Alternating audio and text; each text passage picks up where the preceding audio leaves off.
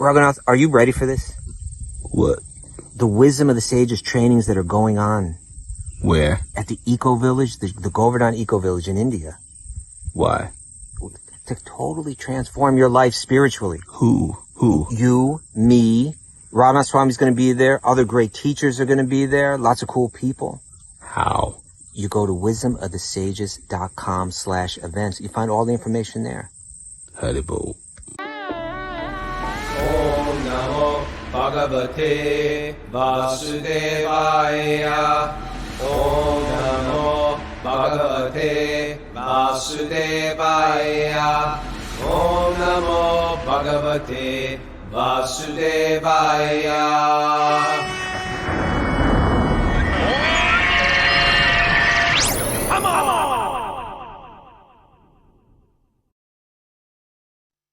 Live from Super Soul Farm, this is Wisdom of the Sages, a daily yoga podcast with your host, Raghunath, and co-host and senior educator at the Bhakti Center in New York, Stuba Das. Welcome to the show. Welcome to the Srimad Bhagavatam. Srimad Bhagavatam every day. That's how you change. Do certain things every day. You make them habitual, and we start to change. There can be bad things, too. That's how you change. But we say good things. We say spiritual things. Things that sort of connect us to the source, things that connect us to each other on a deeper level.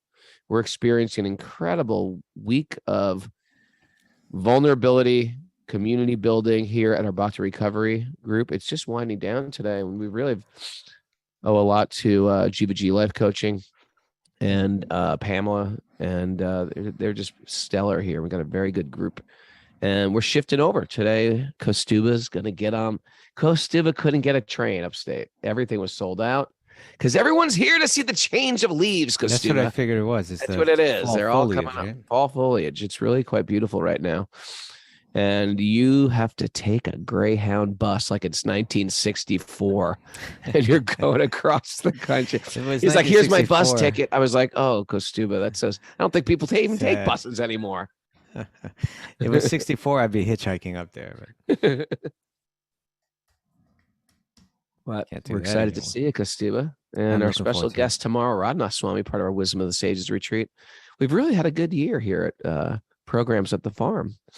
Madhava, Jahnavi, Wisdom of Sages retreats, Yin retreats. Me and Cindy have done retreats here. Bhakti Lata, Ashram Week.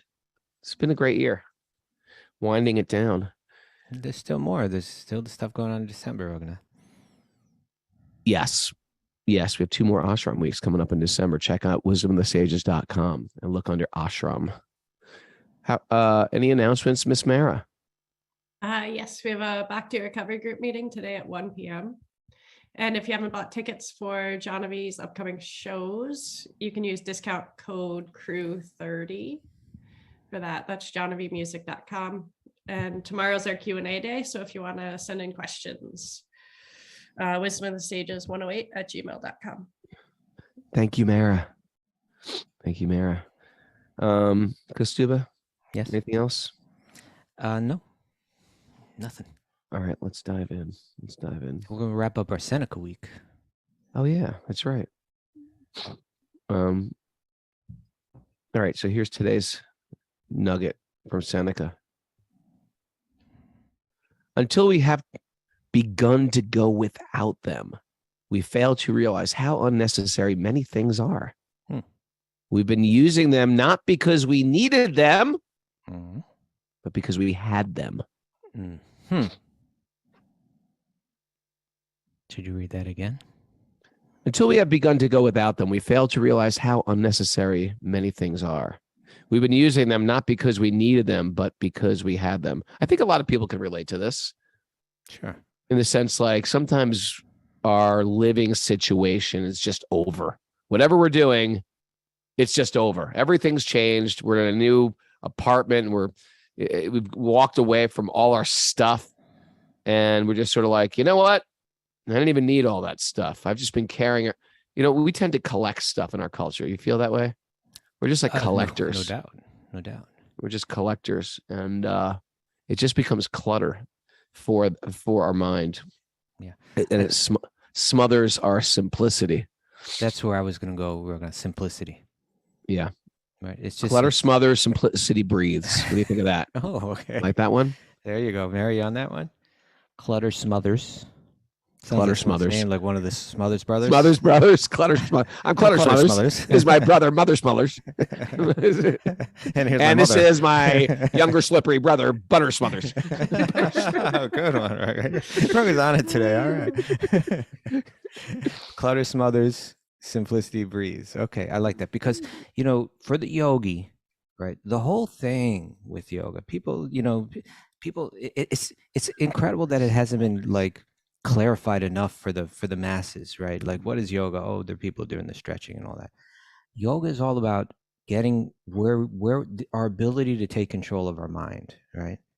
And simplicity is a huge aid in that, right? I'd say simplicity and kindness. These are two just really fundamental qualities that the yogi is cultivating because they free up the mind, right? In terms of kindness, if you're kind to everyone, then your whole head doesn't get filled up with all these debates and anxieties and all that because you haven't made enemies out there. You don't, of course the world will throw you a few anyway, but you're not making it worse, right? Yeah. And in terms of simplicity, it's such a fact that, in order to get something that we don't need,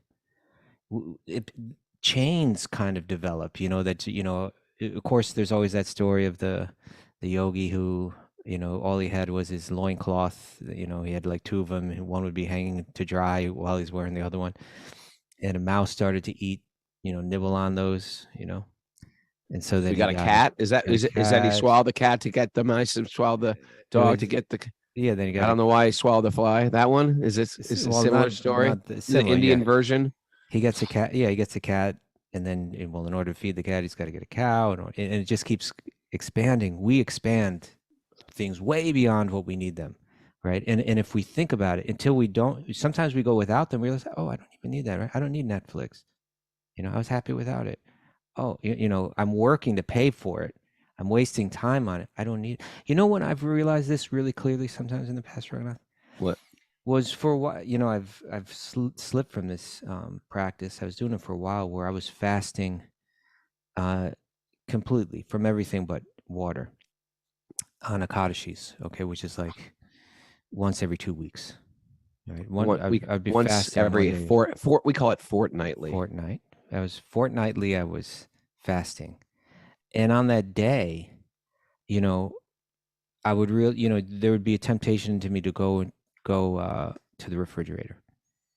Or there would be a temptation for me, like while I'm walking down the sidewalk, to pop into a store and pick up. It's almost not a temptation. It's almost like wired into us as some like go-to emotion coverer. It covers some. I'm feeling some emotion, so I'm going to go right to my whatever they are.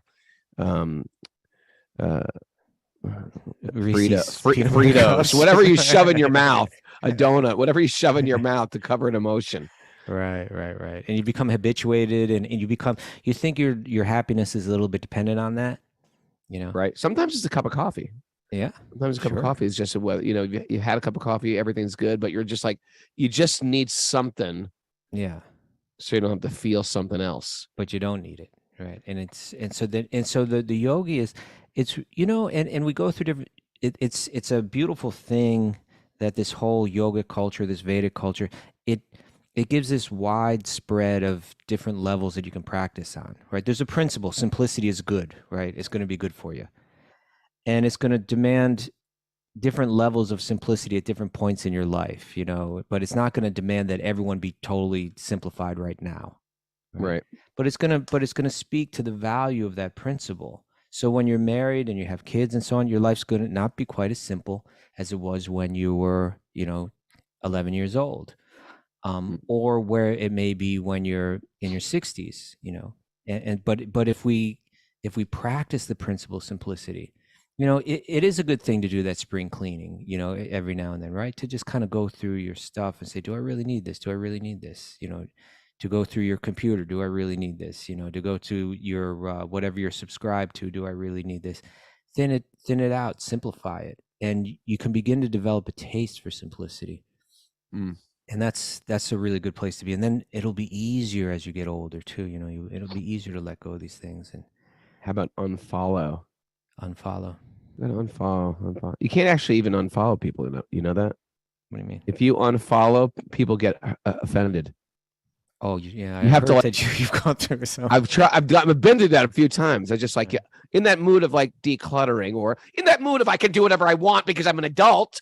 I'm just saying I'm not going to follow this person anymore. I'm going to mix it up and follow somebody else. The people get severely hurt.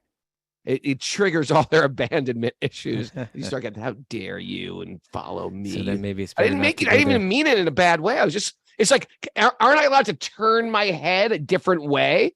No. Well, that's another example. If like you say, well, let me get on this social media and create my profile, and it'll be fun. I can check out some stuff. It'll be interesting. I'll stay in touch with people, and then it gets entangling. It gets Careful. more entangling. It gets more entangling. Now it gets people more are, entangling. now you're hurting their feelings for not looking at their pictures. Imagine if I walked around holding my photo album up. Hey, look at my photo album. Look at my photo album. I'm a little busy. I don't have time to look at your photo album. I want to look at other photo albums. And people are offended. Come on, people. So you got to do that new thing. What's the new thing, I don't Mara? know. Hide from my feed, I think. Yeah, or mute That's them, or hide. Yeah, hide notifications, something like Yeah, that. yeah, hide. No. It's mute them. I think. Mute them, maybe. Sure. Thank you. Okay. Simplicity and kindness, Raghunath. That's what we gotta try to Yeah. deepen in our lives. Always, always deepening it a little bit if we can. All right. Well, Thank you, Seneca. thank you, Seneca. It was a great week. It's a great week. It's been a We're great gonna week. miss you. We're gonna miss you. Who's next week? I don't know. Uh-huh. What do you think? Don't no, even say what you're thinking. Because Anyway, whatever you say, somebody's gonna say, "Yeah, that's a great idea." Anyway, put it on the chat board, Zoomers. Who should we go for next Got week? ideas. All right. Let's dive into the Srimad Bhagavatam. Okay. Ready? Narayanam namaskritya naram chaiva narottamam devim saraswatim vyasam tato jayam mudiraya. Before reciting the Srimad Bhagavatam, which is our very means of conquest, one should offer respectful obeisances to the Supreme Lord, Narayan. Unto Narayan Rishi, the supermost human being, unto Mother Saraswati, the goddess of learning, and to Srila Vyasadeva, the author. Nasta prayesha badreshu nityam bhagavat sevaya bhagavati utamashloke bhaktir bhavati naishtaki. By regular attendance in classes in the Bhagavatam, and by rendering service to the pure devotee, all that is troublesome to the heart will become eradicated. And loving service to the Supreme Lord, who is praised with transcendental songs, will be established as an irrevocable fact. Om Jnana Timarandasya Jnananjana Salakaya Chaksurun Militam Yena Tasmai Shri Gurave Namaha. I was born in the darkness of ignorance, and my teachers are opening my eyes with the torchlight of knowledge. I offer my obeisances at their lotus feet. All right. Sitting here with a bunch of livers all saying the mantras with me. It's quite inspiring, Kastuba. Beautiful. It is beautiful. You're beautiful. All right. So Thank you. just thought I'd share that. You too. So we were talking about weaknesses of heart yesterday. We were. And that was from Bhaktivinoda Thakur, one of the great saints in our tradition. Yeah. Weaknesses of hearts means just sort of like, in modern terms, like a lameness that you have. You are a little lame when it comes to this. And they were caused by different things. What were there, 6 weaknesses of heart? Well, no. He wasn't saying, we weren't talking about what causes it, but we're saying what it causes, right? Activities that arise from weakness of the heart. Your lameness caused by weaknesses of heart. Yeah. Still Yeah, a good or your word after lameness all these caused- years. I've been using it since I was 17. What? Lame. So lame. It's probably politically incorrect at this point. Oh, yeah. They've taken all the good word.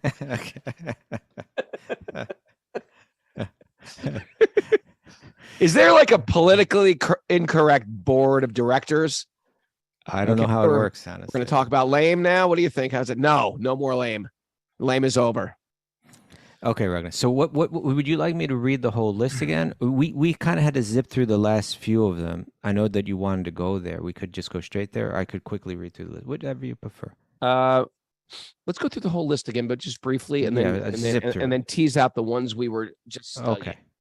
So The- we the covered ones we so, didn't get to yet. Yeah. so Hridaya Durlabham, in Bhagavad Gita, Krishna turns to Arjuna and speaks about his weakness of heart. Come on, you got to stand up. You know what's right. Just stand up and do it. Right. Just do what's right. Yeah. But when we have that weakness of heart, when we don't stand up and do what we know is the right thing, this is what follows from that. This is what it cultivates, or this is what it's kind of like, watering the seeds or of these following, you could say, activities. Laziness, subordination to insignificant objects. That's kind of what Seneca was talking about here. Isn't it amazing? Like that's written so long ago, but like our phone, we're subordinate to it. Yeah, more. We're so subordinate to it. Yeah. Yeah, really. I mean, like, you know what's a great experiment today? Give somebody your phone. Just give them your phone. Just say, hold my phone for a little bit. You'll be all over that person in a moment. Like, give me it back. Give it back to me. I need it back. It's like we're so damn attached to this phone. I know. I'm trying to go take for your a phone walk few without times. your phone. Go for a drive without your phone. All right. All right. Here's what you got to do, because you're going on your Greyhound bus. Yeah. To up north today. Yeah. Don't use your phone the entire time. Okay. That's my challenge to you. All right, I'll do it. I promise. And when you get to Albany and you looking for me to pick you up in the car, find a payphone. Find a payphone. Okay. I don't know if I could do that. Crank some quarters into that payphone. Okay. Subordination to laziness. Subordination to insignificant objects. Yes. Bewilderment of heart due to lamentation. Yeah, that's the good old days. Everything's. Let's try to recreate the good old days. Can we bring back that romance from the past? Or any kind of lamentation, right? Like, God, the world's so bad, it's never going to be good. Yeah. Yeah, that's because you didn't stand up. When you stand up and do the right thing, you don't. It weakens that tendency. Okay. Right. Distraction from bhakti, from pure devotional service, due to false argument. Distraction from boss. Oh yeah, we were saying that you can give yourself a false argument. Yeah, that's right. Just because it's fueled by your, why am I even doing this anyway? Yeah. Whatever you're trying to do to better yourself, like suppose you are trying to be a vegetarian. A lot of people struggle being a vegetarian, and then they're doing it. It's going pretty good, and they're like, what am I doing? The whole world, here I am in Costa Rica. The whole world's eating fish. What's wrong? It's completely natural. Right. And then you use some argument to justify when you were in a very sober state of mind, why you chose not to do this. Right. That's the intellect colored with our desire. Sure. Yeah. Your defiled intellect, we called it. Okay. Miserliness. Miserliness is a real problem, right? Miserliness. I think of Daffy Duck. Mine. Go. Right? You know what I'm talking about? Oh, he's kind of like Scrooge Duck. He's sort of like Scrooge Duck, where he's super selfish. Right. Miserliness in offering all one's energy to the cultivation of bhakti. Wait, what? Miserliness. You're holding back. Miserliness in offering all of one's energy to the cultivation of bhakti. Oh, okay. You're being miserly with all your energy. I'll give some of my energy to that, but I'm going to hold back a little energy for this too. Give a little to bhakti. Bhakti, you get this much. Okay. Rejection of humility. Rejection. Pride of caste, wealth, education, followers, beauty, and strength. Sure.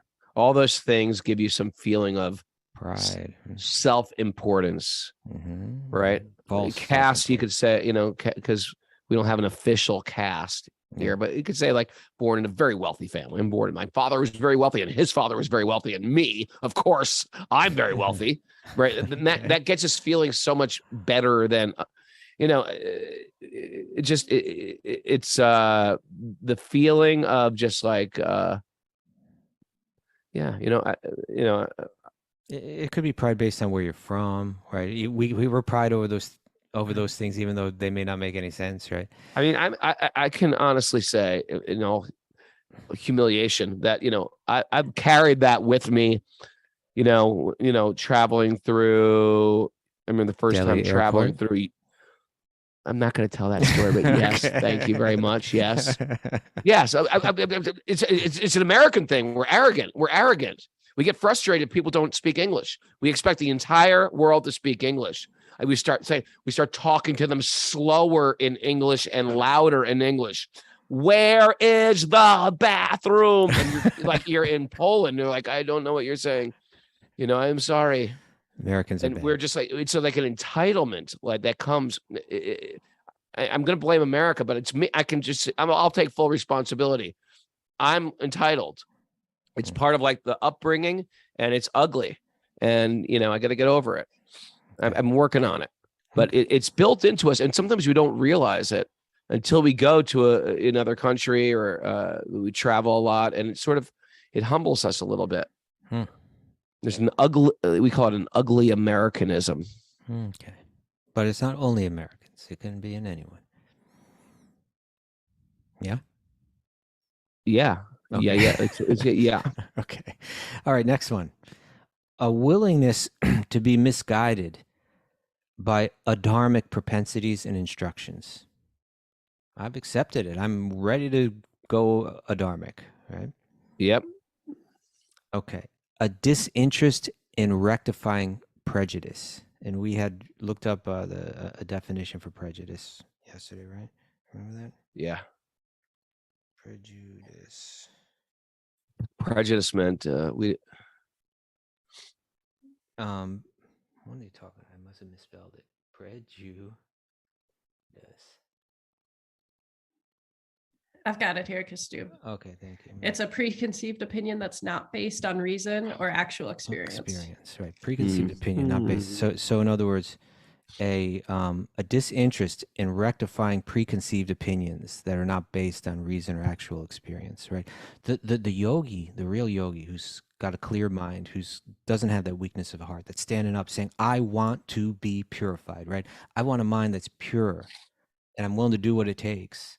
They're picking through their prejudices, they're picking through their preconceived opinions and so on. They're checking to see if they're based on reason or if they're based on experience, right? If they have any factual basis. Part of the process, right? You bored, Raghunath? What happened? You're distracted. Generally, nodding doesn't work so well. I love it because Stuba catches me daydreaming. Nodding doesn't work so well for audio platforms.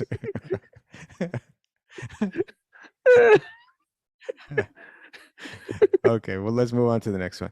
And I think now we're on to the three that we didn't really cover yesterday that you wanted to get into today. Yeah, so I'm expecting let's hit big let's stuff hit from those. you. Ready? You ready? Let's get it. Okay, abandonment of compassion due to anger, illusion, envy, and intolerance. Abandonment of compassion. Yep.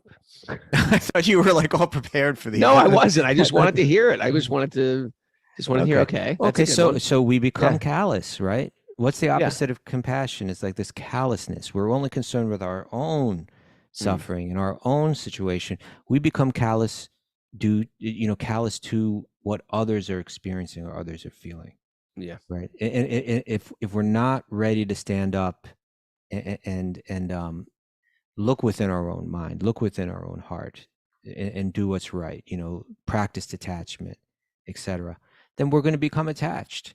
And the result of that is that we're going to have to, in order to justify it, in order not to feel like complete creeps, we have to kind of abandon our sensitivity to others, and rationalize it, justify it, ignore it, bury it, cover it up, and we do go through. We were talking about that in the context of a womanizer, right?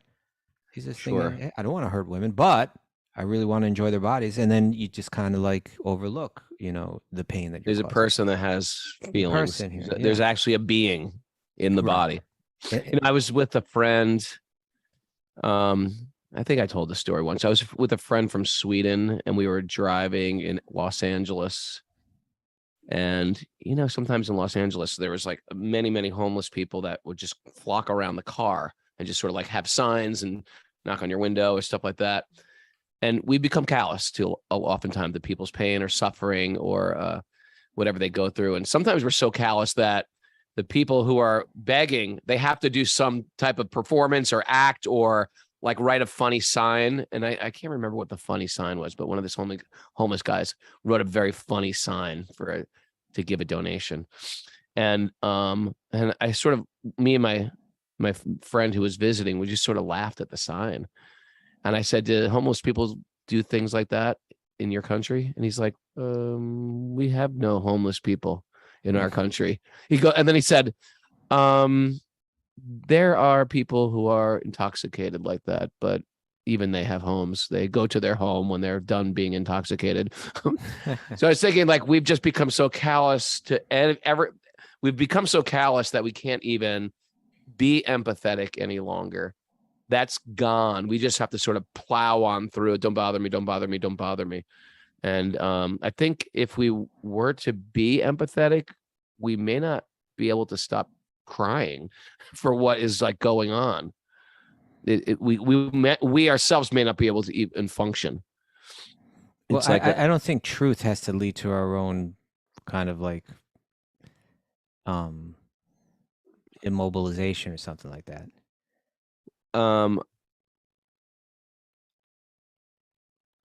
Yeah.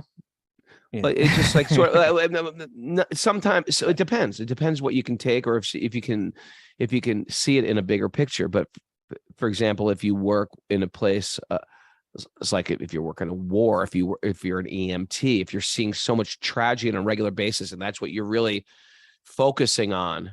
Yeah. So yeah, if you focus on truth, then you're zoomed up from everything. It can be very paralyzing.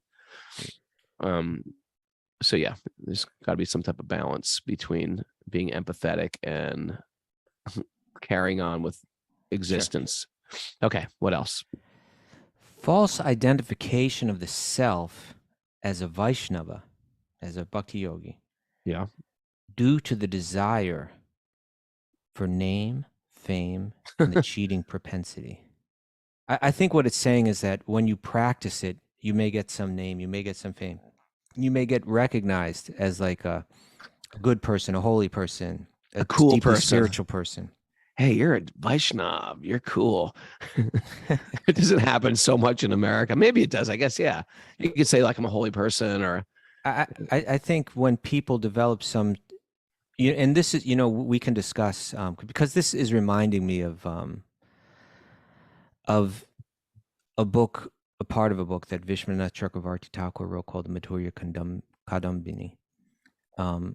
Ooh, we can jump onto that today. That's a good squirrel, by the way. That's a healthy squirrel. Well, why don't we go there? But this reminds me of one of the. He talks about the different stages of spiritual advancement one goes through. Step by step, and that third step is called Bhajana Kriya.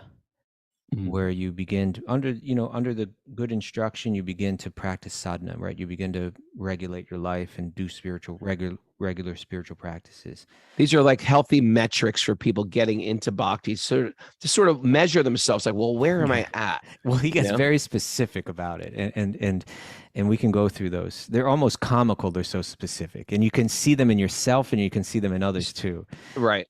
And so we can go there, but this is one of them, where you begin to kind of like relish a little bit. You begin to taste the results. I think it's called Taranga Rangani, that you begin to like, there's waves, in this material world where you can begin to taste the whatever kind of opulences you get through being deeply spiritual. People get attracted by it, Yeah. And you can begin, that can become your focus. Like, it's so common, it's like ridiculous, like it's not that all of these spiritual cheaters are out there just started out to be a total cheater. No, but you can get some taste from it, and then you can get sidetracked, and people start to worship you, and you start enjoying what you're doing, but you're also enjoying the worship, and then it just becomes messy. Yeah, exactly. Do you want to squirrel off to a Madhurya Kadambini? Well, there's one last one here from Sajjana Toshini from Bhaktivinoda Thakur. He says, then the torture of other living entities, or the torture of them. This is a weakness of heart, or describes what happens when there's weakness of heart. This follows weakness of heart. Yeah. So by torture, I think he means the causing of pain, or the great, causing physical or mental suffering to other living entities that arises from the desire to enjoy sexually, which we were just talking about, Right. or for the desire of wealth or other forms of sense gratification. Seems kind of similar to the other one, but Yeah, it's me it goes first. into- It's the me first disease. Yeah. It's going to Okay. have a ripple effect of pain. But would you like to pull up that Madhurya Kadambini and Got it. you got it? Vajana Kriya is of two types. Anishta or unsteady. Anishtita. Yeah, anishtita. Anishtita or and nishtita or steady. Anishtita Bhajana Kriya is being described as 6 types in this sequence. This Okay, is the unsteadiness. So let's just give a little bit more context for this, right? This is it's a small book, right? Fascinating work, though. Fascinating work. We should really do some seminar on this, Raghunath, right? Yes. It's when you're getting a little deeper into the practice of bhakti for real, this book can really speak and can really open up your mind and can really help you look at yourself, look within your own mind and within your own heart, look at your own behavior.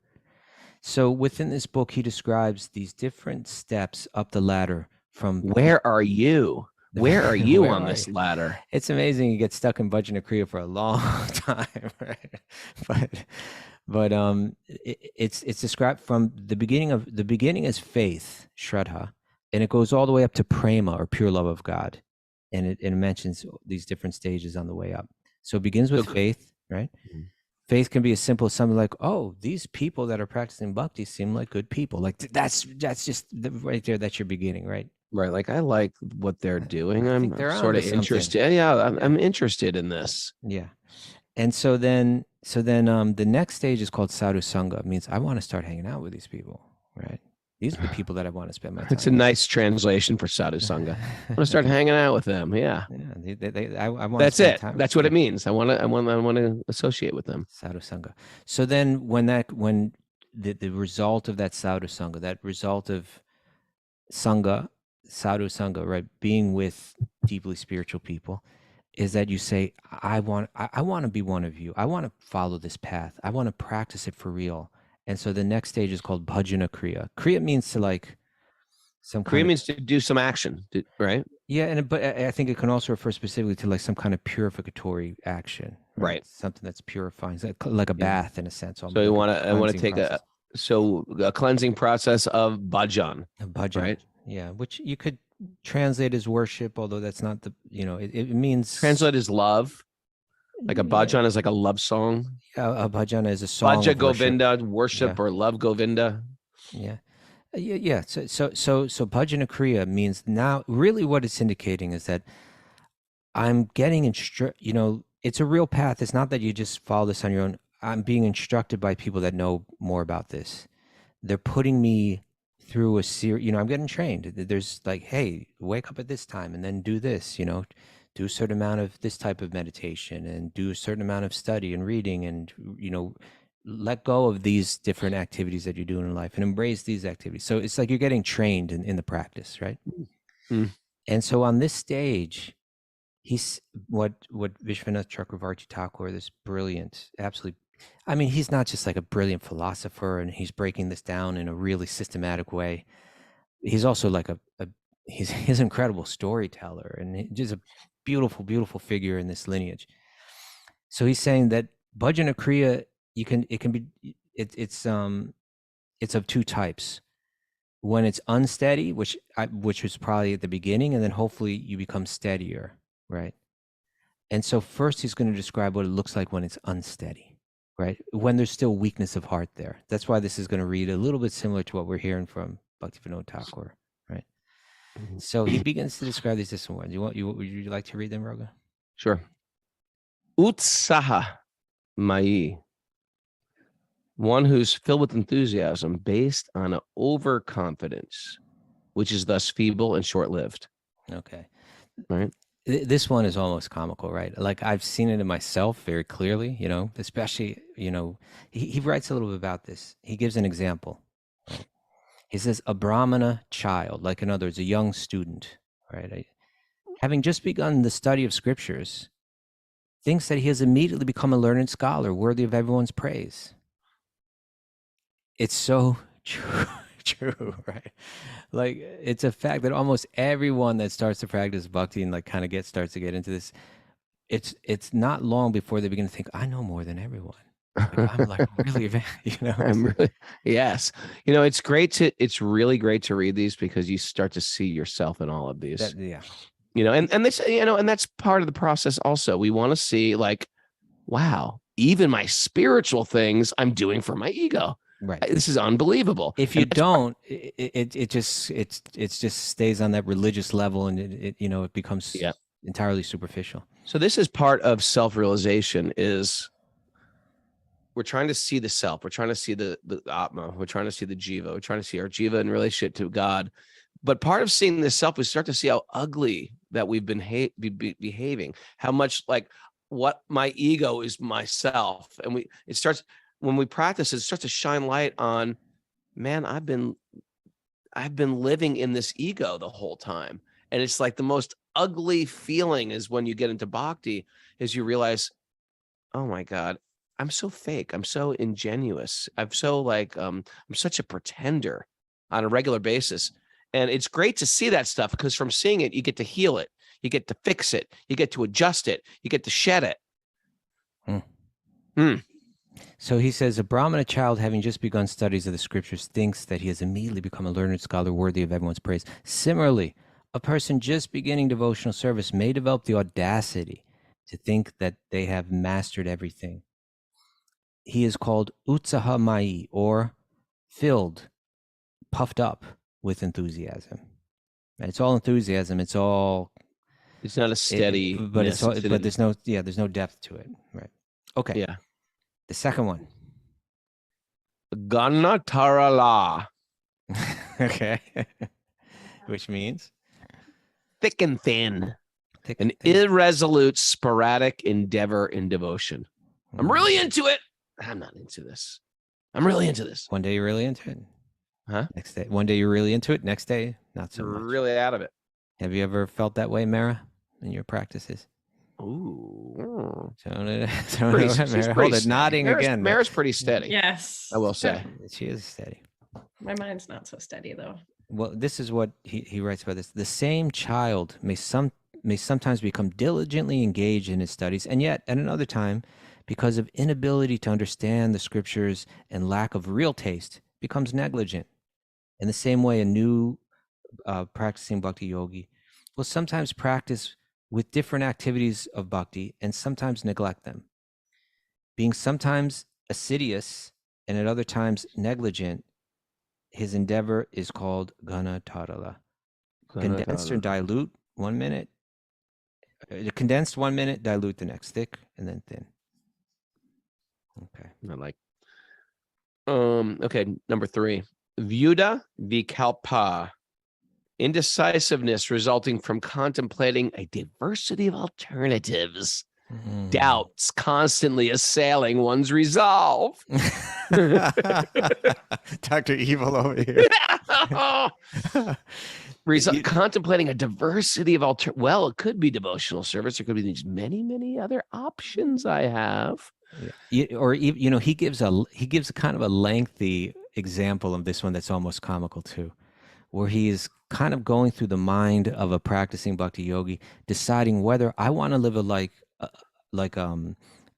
of practicing bhakti within marriage, like a grihastha ashram, right? Or should I be a sannyasi? Should I be renunciate and practice that way? And he's going back. This is where he starts. He says, shall I spend my life happily in family life, making my wife and children bhakti yogis and worshiping the Lord?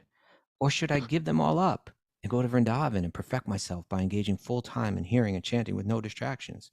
Or shall I wait until the last stage, after enjoying all sorts of pleasures, when I have finally understood that the whole material world is simply a forest fire of affliction? Or should I renounce right now? And then he begins to list the different verses that could be used to kind of like endorse each one. Endorse either one. He's going back and forth and back and forth and back and forth.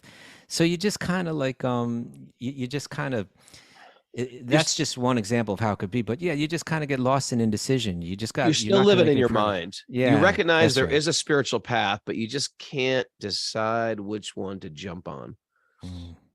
Right. Yeah. Okay. Even if you want to be a householder, do I want to be a very renounced householder? Do I want to be like, what's the big deal having a lot of stuff householder? You're gonna get, if you're gonna be a householder, there's so many different decisions within that ashram itself. All right, number 4, Vishaya Sangara, battle with desire for worldly sense objects and temptations. Sangara means like an ocean, and An Vishaya ocean means of sense objects. I the suppose. ocean of sense desires. Mara, what do you desire, Mara? Why do you keep asking this question? Different cooking whisks. Spatulas. Just daydreaming through cooking catalogs. So he writes on this one, he quotes a verse which says, one whose heart is absorbed in materialism is far from obtaining devotion. Can a person going east obtain something which is in the west? So he writes, understanding that material enjoyment is forcibly carrying him away and impairing his steadiness in serving Krishna, the devotee resolves to renounce his addictions and take shelter of the holy name. But many times, his attempts at renunciation often end in enjoying what he is trying to renounce.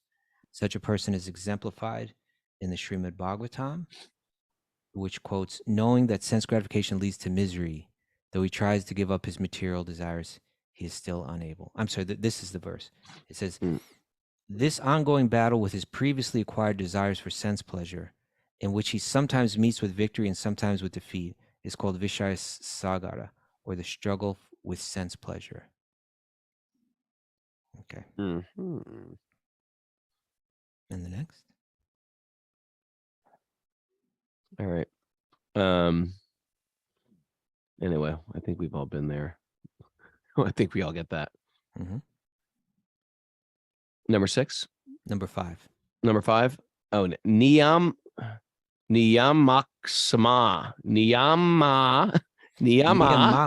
Niyamakshama.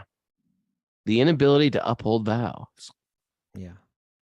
I think it's very common in our yeah, we take a our vow. I society vow where not to do this. I vow forever, never to do this.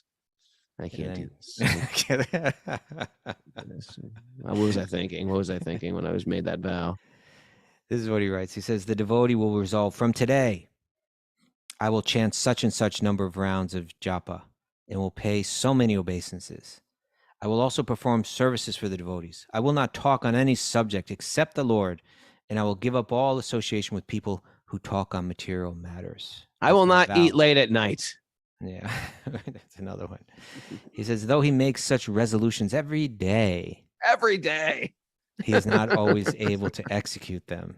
This is called niyamakshama, or inability to follow rules. Right, the niyamas, right? The yamas and the niyamas. The yamas and the niyamas. Vishaya Sagara is. I tell you, I felt guilty of all of these things. Okay, me too. I was like, I'm not going to eat after 7 o'clock. I'm not going to eat after 7 o'clock. I'm not going to eat after 7 o'clock. At 9:30 at night, I'm bringing a bag of pistachios up to my bed. What's the big deal? And then I justify, what's the big deal? Pistachios in bed. What's the big deal? Can't eat nuts. They're pistachios. Pistachios are good for you. Can't I just eat in bed? Everybody eats in bed. You start making crazy. I think everybody snorts cocaine. Come on. Everyone does. What's the big deal? But I think it's showing that we are still on that bhajana kriya, maybe even that unsteady bhajana kriya level. Yeah. He says this is called niyamakshama, the inability to follow rules. Vishaya sangara, which we just read, is the inability to give up material enjoyment, whereas niyamakshama is the inability to improve one's devotion. Okay. Okay, this one I like this one because it sounds very nice. Tarangarangini. Sounds like it's going to be a good thing. Tarangarangini. Delighting in the mundane benefits afforded by bhakti. Yeah. All right, what are the benefits? Well, let's read what he writes here. okay. He says, finally, it is well known. This is interesting. You ready, Ragnar? Yeah, my kid just woke up, my little boy. Finally, it is well known that the very nature of bhakti is to be attractive. So all types of people become attracted to the devotee, the abode of bhakti. Interesting. It's really true. It's really true. Devotees are attractive. Yeah. And as the old adage goes, by the attraction of the populace, one becomes wealthy. I didn't know that adage. That's an adage? That's an adage, right?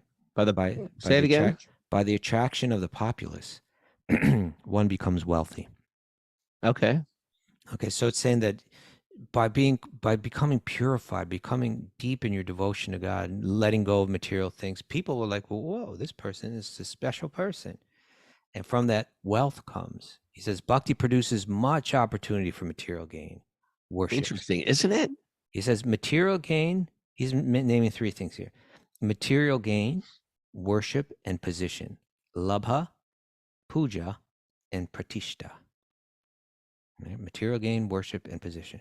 People will actually worship you. Right? I know, which within in the material world, that's what people really want. They want to be the center of things. And by saying, I'm over that, I don't want to play that game, you get it right back. And so if you are in that position to get it, if you're a leader, if you're a teacher and stuff like that, you have to really see everything as this is not the goal. This is not what I want. This is not me even doing this stuff. This is, Krishna using me. Yeah. It's saying, he goes on to say that these are the weeds. He says, these are weeds around the creeper of bhakti. So sometimes you got one plant in your garden and then a weed is wrapping itself around that thing and it's going to suck all the energy out of it and ultimately kill it. And so he's saying that these are weeds. These are things and sometimes we're looking at the weed and we're thinking, oh, this is the plant itself. Right? You understand? Yeah. Yes, I do. And so let's say, someone starts to advance a little bit in bhakti and then people especially like in Indian culture, we see it's like, particularly if you put on the saffron color and you walk around, people are practically ready to show you all kinds of respect, Right. And you begin to enjoy that on a material level, but you're thinking, oh, this isn't a weed. This is spiritual pleasure that I'm enjoying. I'm deeply engaged now in spiritual practice, and this is just part of the pleasure of that. No, you're enjoying material pleasure right now, buddy. Right. And your colors show, so to speak, when your ego gets hurt. Sure. Because if you're actually living that, you don't get humiliated. Right. You're not attached to getting that respect anyway. And people, like the way that if we could go right down the list right now of so-called gurus, right? Let's name names. Well, I'm not going to name names. Oh, no, don't name names. Mara's like, don't name names. You don't have to go there. But I'm saying actually, when you go down the list of like these, popular gurus that have come to the West, yoga gurus, this and that, we see almost, you go down the list, practically all of them have these different scandals in different ways, right? Why is that? Because they cultivated that weed, right? Yeah. Not even necessarily that they're like really insincere and stuff like that, but sometimes on that way up, all those weeds start to come, and unless they're actively picked, it's not. I don't even have to worry about those gurus. I can just worry about myself. As I become like a popular and travel and get respect and stuff like that, or as the podcast gets bigger, I have to worry about these weeds in myself. And what's the payoff? You get some worship, but you kill your spiritual life. It's horrible. So unless you actively do this, those weeds are going to strangle me. I have to actively be aware of that. I don't have to worry about Swami whatever Ananda. I just have to worry about me and what we're going through just with the popularity of the podcast, not to get attached to any type of like of worship or of that pleasure of of being popular. You know, I was fortunately gifted with being famous as a teenager in my hardcore band, and I realized how miserable it was. And so I sort of like lost the taste for it at a young age. But it's always there. That desire to be worshiped and respect is almost like woven into our DNA, or at least into our false conception of ourself. And that's how we think we're going to get a payoff, is if I can get people to stroke my ego, I'll be happy. And it's just not true. Yeah, and I mean, the reason why I bring up different, swamis or gurus or whatever, it's not to deflect it, but I'm just saying to help us understand it, right?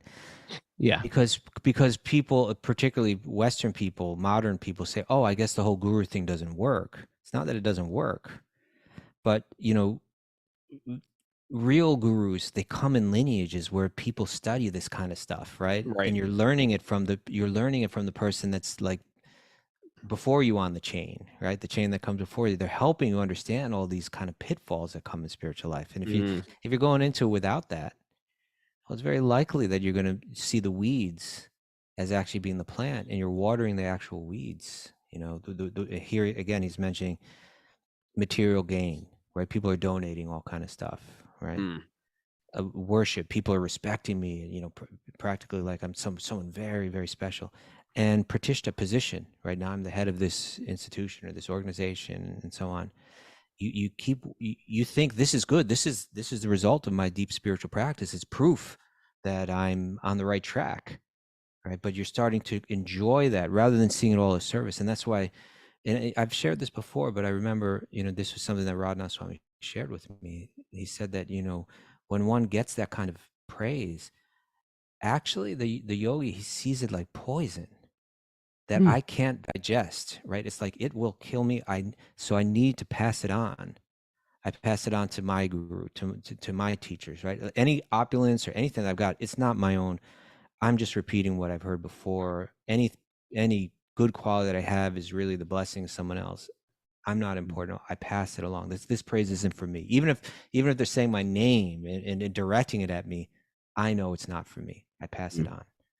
It's not a false humility. It's a deep honesty that you realize, like, what I have, what you like about me is actually manifesting from some teacher who actually took whatever I had, which was being used for my ego, and has pulled a lever, so to speak. So that train that was heading south, all my good qualities I was using for my ego. Whatever charm I had, or beauty I had, or money I had, or etc., I was using that for my own ego aggrandizement to manipulate other people. And then I met some person, they touched my heart and they shifted me. And now I can use those things to glorify divinity instead of glorify myself. And that's what they're attracted to. So when they say, yeah, I really appreciate that, it's not like, oh yeah, it's not me. It's not some false humility. It's a deep honesty in seeing, like, it actually isn't me.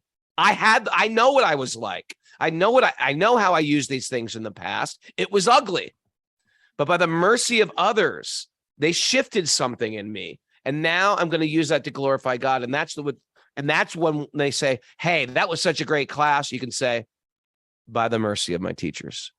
And you can say that with all honesty. Right. You know what, my friend? It's 7:00. All right, we're good. 7:00. That means Mara.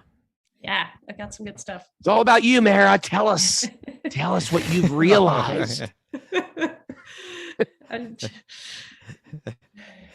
Clutter smothers, simplicity breathes.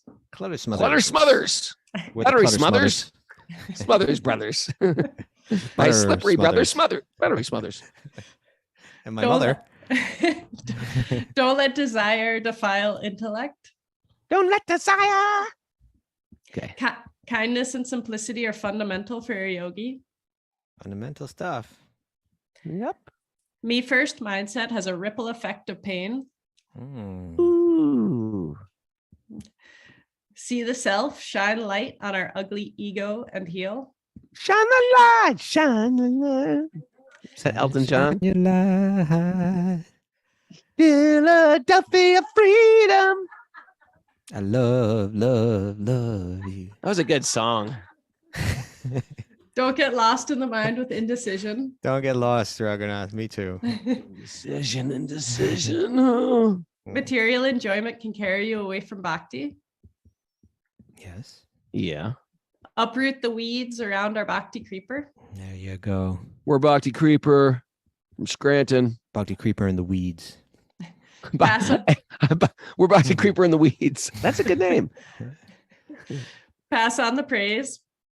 Pass on the praise. Pass on the And- praise. Let's and- pass Oh, you can take that in two ways. Pass on the praise or pass, Pass on the on the praise. it. Oh, you could do it that way. Depends too. where you put the comma.